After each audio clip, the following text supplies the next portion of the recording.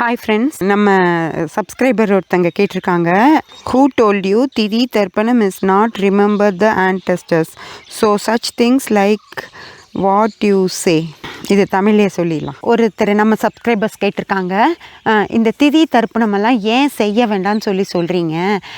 அது செய்யறதுனால நம்ம முன்னோர்களை நம்ம நினைக்கிறோம் தானே, அவங்கள நினைக்கிறதுக்கான ஒரு நாள் தானே அது. அதை செஞ்சால் என்ன தப்பு அப்படின்னு சொல்லி கேட்டிருக்காங்க. ஃப்ரெண்ட்ஸ், நான் ஒரு விஷயம் கேட்குறேன். நம்ம முன்னோர்கள் அப்படின்னு சொல்கிறது நம்ம தாத்தா பாட்டி, நம்ம அப்பா அம்மா, நம்ம கூட இருந்தவங்க, நம்ம வீட்டில் இருந்தவங்க, நம்ம கூட வாழ்ந்துட்டு இருந்தவங்க தான் நம்ம முன்னோர்கள். நம்ம முன்னோர்களை நம்ம நினைக்கிறதுக்கு அவங்களோட திதி நாளும் அந்த நாட்கள் தான் வேணுமா? நம்ம எந்த நாளானாலும் நம்ம அவங்கள நினச்சிட்டு தானே இருக்க போகிறோம். நினைக்கிறதுக்காக தானே திதி கொடுக்குறோம். அந்த நாளை நீங்கள் ஏன் கொடுக்க வேண்டாம்னு சொல்கிறீங்க, ஏன் கும்பிட வேண்டாம்னு சொல்கிறீங்க அப்படிங்கிறது தான் கேள்வி. நல்லா யோசிச்சு பாருங்கள். நீங்கள் உங்கள் அப்பாவை உங்கள் அப்பாவோட திதி நாளில் மட்டும்தான் நினைப்பீங்களா? இல்லை, எப்பெல்லாம் உங்கள் அப்பா ஞாபகம் வருதோ அப்போல்லாம் அவரை நினச்சி வருத்தப்படுறது, இல்லை கோபப்படுறது, இல்லை சங்கடப்படுறது, அப்பா என்னை இந்த படிக்க வைக்காமல் போயிட்டியே அப்படின்னு நினைக்கிறது, அந்த பொண்ணை கல்யாணம் பண்ணிக்க விடாமல் பண்ணிட்டியே அப்படின்னு நினைக்கிறது, இந்த சொத்தை எனக்கு எழுதி கொடுத்துருக்கலாம் இல்லை அப்படின்னு நினைக்கிறது. அந்த மாதிரி பல விஷயங்களில் நம்ம அப்பாவை நினைப்போம், அம்மாவை. ஒரு ஃபுட்டு, மனைவி ஒரு சிறப்பாக ஒரு விஷயத்தை சமைச்சு கொண்டு வந்து வச்சாங்க அப்படின்னா அது அம்மா செஞ்சப்போ எவ்வளோ நல்லா இருந்தது அப்படின்னு நம்ம நினைப்போம்ல. ஒரு மீன் குழம்பே செய்கிறாங்கன்னா எங்கள் அம்மா மாதிரி நீ செய்யலை அப்படின்னோ, இல்லை எங்கள் அம்மா மாதிரியே செஞ்சுருக்க அப்படின்னு சொல்கிறப்ப நம்ம அம்மாவை நினைக்கிறோம் தானே. ஓகேங்களா? எனக்கு இந்த ஐநாஸ்னு ஒரு ஸ்வீட் இருக்கும் ஃப்ரெண்ட்ஸ்.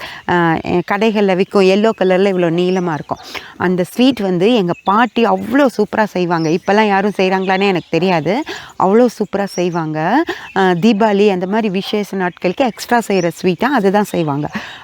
அந்த ஸ்வீட்டை நான் கண்ணில் எப்போ பார்த்தாலும் எனக்கு பாட்டி ஞாபகம் தான் வரும்.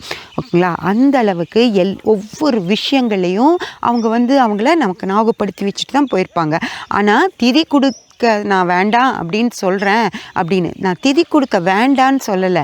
நீங்கள் கில்ட் ஆக வேண்டாம். அந்த நாள் தான் நம்ம திதி கொடுக்கணும்.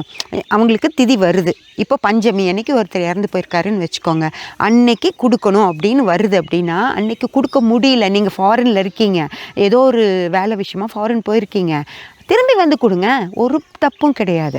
ஓகேங்களா? அதே போல் அன்றைக்கி வேலை இருக்குது, உங்களால் அன்றைக்கி லீவே போட முடியாது, அதுவும் மீட்டிங் இருக்குது அப்படின்னு வரவே முடியாது அப்படின்னா அடுத்த நாள் கொடுங்க, அந்த சண்டே கொடுங்க, எப்போ வேணாலும் கொடுக்கலாம். அது தப்பில்லை. நீங்கள் கில்ட் ஆக வேண்டாம். கொடுக்க முடியலைன்னா, திதி அன்னைக்கு திதி கொடுக்க முடியலைன்னா நீங்கள் அதை பற்றி கவலைப்படாதீங்க, கில்ட் ஆகாதீங்க.